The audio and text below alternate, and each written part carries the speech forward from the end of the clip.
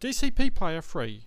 Get it now from digital.net.au. So if we jump ahead, if we step forward 10 years and then look back at where we are today, are we going to think that today this was really dark ages, or are we going to see more of the same?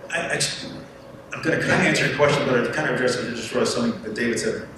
The brightness of theaters thing, when I was director of post-production at Disney in 1988, that was a huge problem then. And we preview our theaters all over the country, and we go to theaters and find they were running at 5-foot lamberts in Monroe, Louisiana. And you'd open the lamp house and find that the lamp was actually black inside the xenon lamp.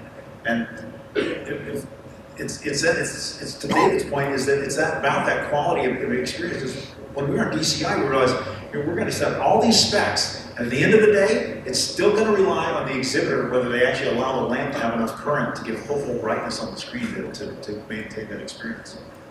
I don't know, these laser projectors, do they draw less current? Because it seems like at the end of the day, the theater owners care about what they're spending on their power bill.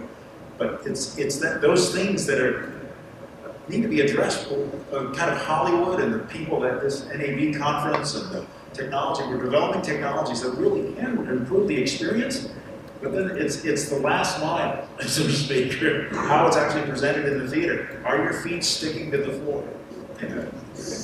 To your point on dialing the laser power, lasers currently draw approximately the same power for the same light output as xenon, but the opportunity with laser is, first of all, the lamp doesn't run down. The lifetime on lasers is tens of thousands of hours before. Oh, that's perfect. Before you get down to 10 or 20% below the original, and so you have the opportunity to have a high-level technician lock the power of the lasers, so that for that 10, 20, 30,000 hours, you'll get the prescribed light output, assuming the optics haven't gotten dirty or anything. No lasers. So therefore, you don't have to change your lamp for about a year, correct? Lamp changes, if you're running the bulb, Laser change. if you're running the projector half the time, that's 4,000 hours. So 20,000 hours would be 5 years.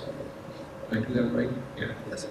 So I think, getting back to the question that Michael asked, was that when I worry about then, if you don't have a technician in there, there's things like the focus of the lens and those kind of things. Because remember, we're in an industry now that has no projections, and that's a big issue for me. I think we're going to look back at this time and say this is when the genie came out of the bottle.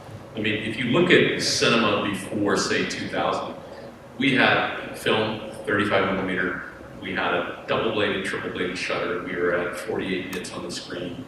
And now that we've introduced digital, it's like the computer comes into the home. Anything is possible, right? It's electronic. We can wait to the bleeding end to deliver these things into the theaters. We can work with high dynamic range. We can go to high frame rate. We can start taking off all the bumper pads that we had before, and now you can do just about anything. You may not want to do just about anything, and again, it's going to come down to the storytelling. But I think that's the biggest thing we're going to see looking back towards this time frame.